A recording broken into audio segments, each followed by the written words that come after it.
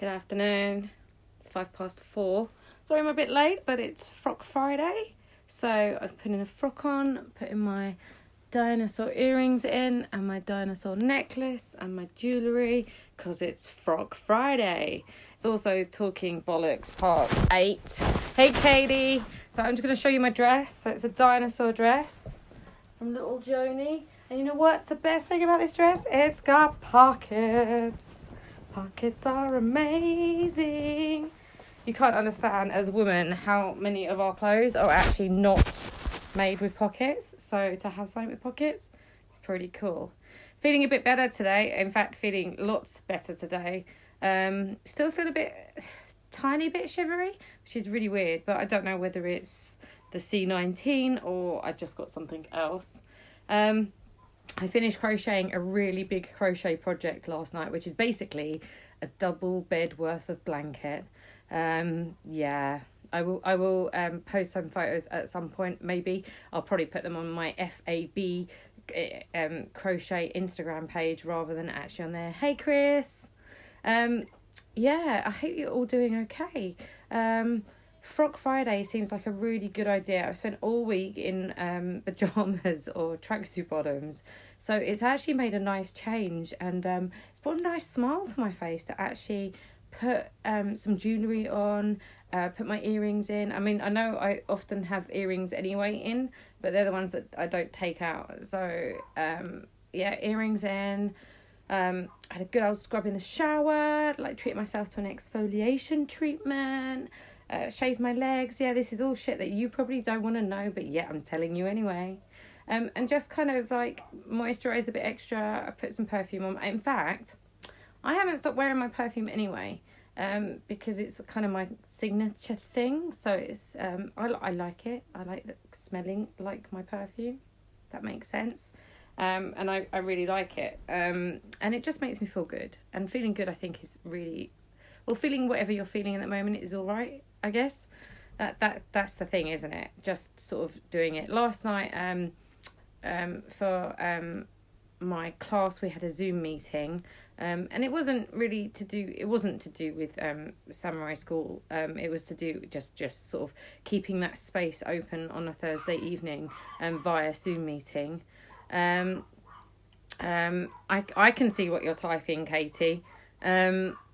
And then I listened to a bit of Holly McNish, who is Holly Poetry, and I did a watch party, because sometimes you watch something and you really want to share it with other people, and you don't share it. These watch parties I think are really cool, so people can see what you're watching and what you're seeing, and it's kind of quite nice actually. I also am 3 episodes away from the end of all of True Blood, but I only started watching the 2 last sort of seasons. Me and Elliot cleaned off his sword yesterday and something else, but it's a secret. And it's feeling all right on Friday. I'd like to be out. When I went to the car yesterday and started the car for sort of 10 minutes and actually gave it a clean. Hey Jen, cool Chris, you saw an Insta interview with Alex last night. Okay, I'll have a look at that as well. So it's really cool to keep watching things and keep doing some of the stuff that we normally do, and also finding new stuff to do in place of the stuff that we normally do. So I'm still not 100%, so I haven't been exercising. I have been trying to read a bit and stay a little bit off of technology, because I think it's really easy to get sucked in. Although, if getting sucked in and you sit and spend, your whole day watching something with your kids because it chills you and your children out, then fucking do it. Literally do it. There's a lot of people out there that I know that have been home educating or homeschooling, and it's kind of hard, and they're finding it really hard. So homeschooling, as some of you know, we home educated the 3 children. So the eldest is now 23, the youngest is 19, middle is 19, and the youngest is now 15. And the 15-year-old is still home educated. And a lot of people believe that home at school at home means school. You can't possibly have school at home, though. This is the thing. And home education in its various form is doing what the child needs and following the lead of the child. That doesn't mean they're not learning. That just means that they're learning at their own pace and at their own timings. So, for example, one of mine didn't learn to read till 12 and another one learned to read at 7. They were just ready at different stages and they learned to read in different ways. One of them just picked up Asterix for, I think it was sort of 7 weeks, which I actually really, really hated, because I'm sorry, and it's a really unpopular opinion, but I hate Asterix. I just can't stand it. I don't know what it is about it. Maybe because when everybody else was reading Asterix, I was reading Stephen King as like an 8, 9, 10-year-old. But anyway, I just didn't get it. So one kid, and then another child did a whole reading scheme, which they really enjoyed and they got into, and for them it worked. So, you know, baking bread with your child is school at home. It's education, it's learning. There's a very vast difference between what you're all that have got children in school are having to do now and what actual home educators do. A lot of what I did was I went to museums and art galleries, and a lot of going to the park, a lot of socialising with other children, like a heck of a lot of socialising with the other children, a lot of sports, and some of that sports was home education groups, and some of the other sports was sort of normal settings of sports classes. So the stuff that you're doing at home, don't feel caught up in the fact that it's a Friday and it's, it's not now 12 o'clock, it's 12 o'clock and it's lunchtime. Just do what you need to do when you need to do it. I used to be contact for Croydon for home education, or one of them. And I had a phone call from a woman once who said, yes, Katie, mountain boarding. There was a lot of mountain boarding as well, of which one child then did work experience at mountain boarding, and then went on to be an instructor at mountain boarding, which was amazing. So home education, a lot of people think it's very niche. It's very, you're stuck indoors a lot. In fact, we were hardly ever in. During the summer months, we spent days out at parks and meetups and trying different things. And if the kid didn't like it, which was quite often for a couple of them, then we wouldn't carry on doing it, because what's the point of doing something when you... As an adult, if you go out and try something, I don't know, Go Ape, I was talking about yesterday. So I went and tried Go Ape, and I don't like it. I like spending time with my family, but I don't like being really high up in the trees, have a massive fear of heights. I seriously wonder if I'd actually be able to rescue any of my children from a burning building if it meant I had to climb something. I probably would, because I'm that kind of type of arsehole, but at the same time, now I've done it the second time, I really know that I don't want to do it again. So when we teach our children that they have to keep on doing something that they really don't like, what we're teaching them is that they ignore that intuition in their stomach. Now I know, I'm not doing the school versus home. A lot of you know the reasons why I started home educating. It's for the eldest, and then it became a lifestyle choice for the other two. But I honestly believe that the whole parenting thing is hard. Like, let's not beat ourselves up about whether home education is the best thing, or school is the best thing, or all of these different things are the best things. Just follow your child's lead. If your child is getting stressed because they can't read a book, then you read it to them. When they're little, the most important thing to be is with them. Be with them. To a point, obviously, we all need time off as well, but be with them, sit down and read.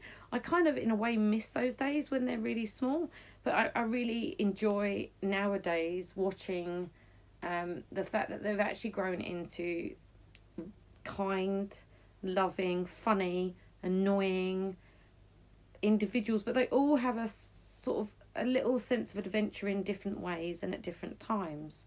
So when you're at home thinking, oh my God, this is like the 7th Netflix film that my kid has learnt today, you might actually find that your kid is actually watching something that they find incredibly interesting, and actually is understanding much more about plot devices, is understanding how characters are slotted into something and why you have a plot device and a tempo of a film, or they might be looking at the graphic art of the film.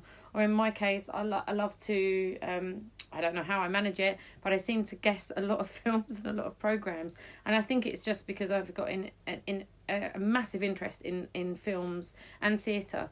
And so therefore, when I'm watching something, I've seen something before and I know that camera angle means that like half of the cast is about to die, just because that's a camera angle that's used constantly to do that. So your kids do the same things.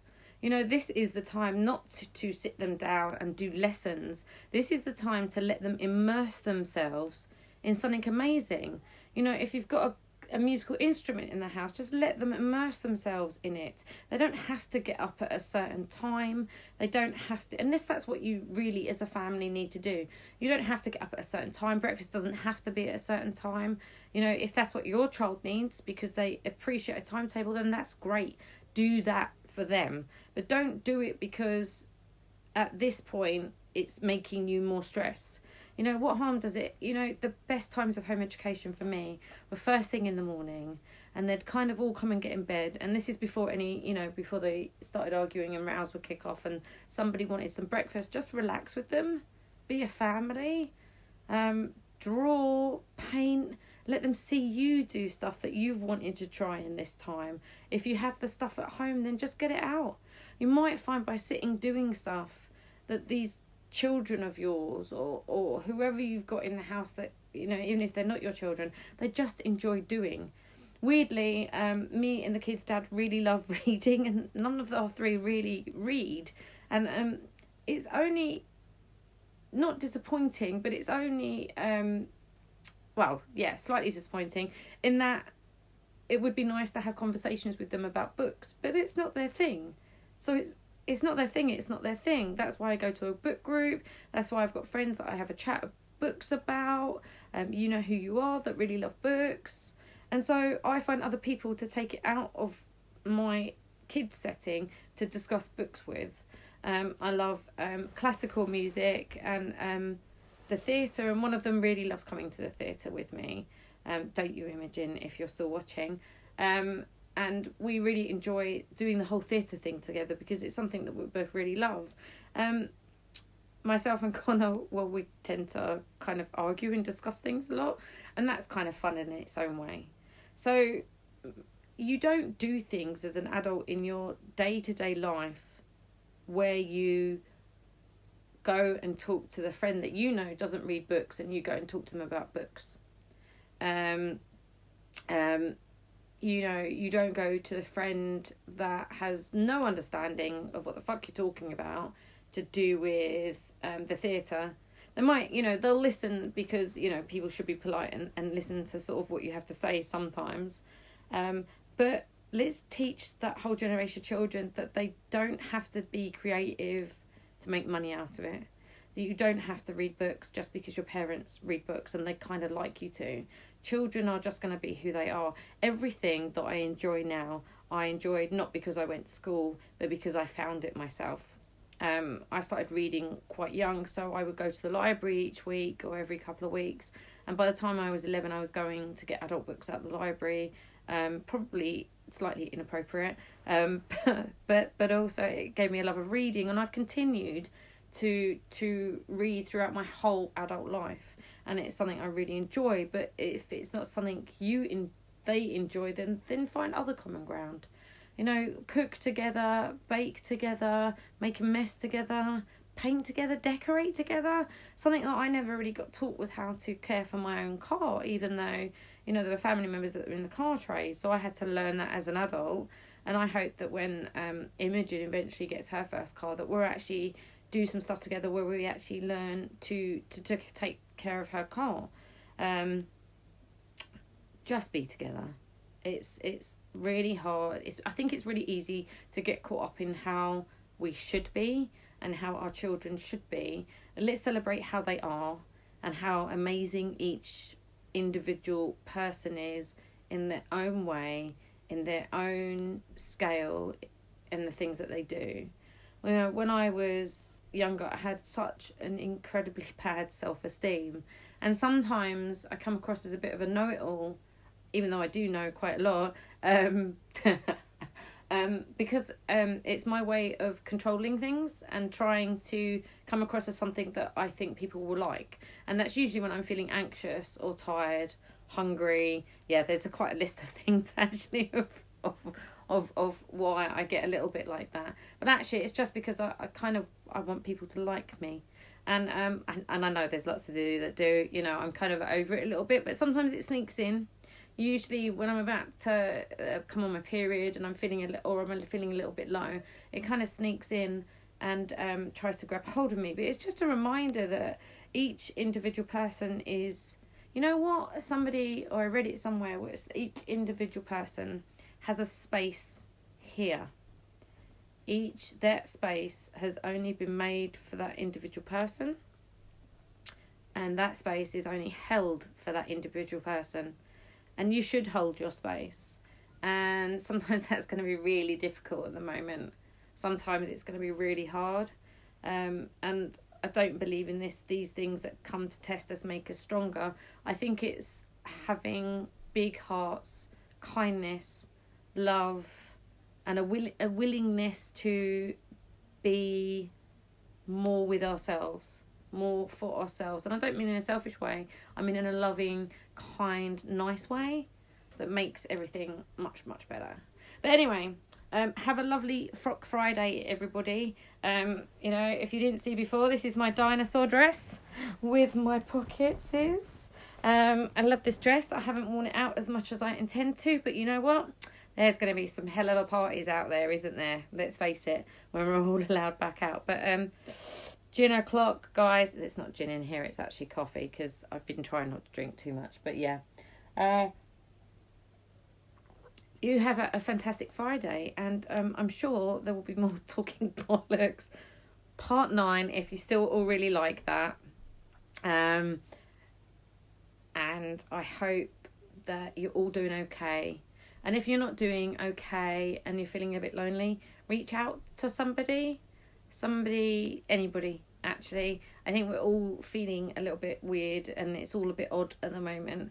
I know there's quite a few of you that actually have, that you're isolating by yourselves. And that's got to be hard. I would find that incredibly hard at the moment, being such a massive extrovert, to be by myself. All right, guys, you take care and stay safe. Don't drink too much gin. That's not gin. Drink whatever you like. All right, no, that's not true either. You know, balance, guys. All right. See you later, guys. Take care. Bye.